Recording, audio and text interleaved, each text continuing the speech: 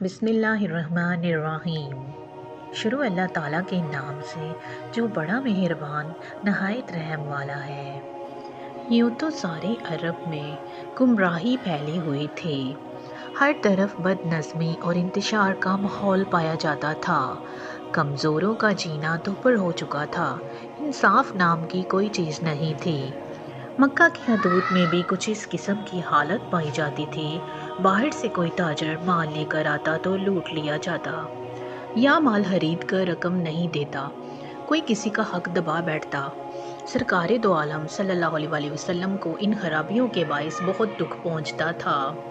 مکہ کے سنجیدہ اور انصاف پسند لوگوں نے حلف الفضول کے نام سے ایک انجمن کی بنیاد رکھی، جس کا مقصد یہ تھا کہ ہر اس مظلوم کی حمایت کی جائے جو شہر مکہ کے حدود میں پایا جائے، خواہ وہ وہیں کا باشندہ ہو یا اجنبی ہو۔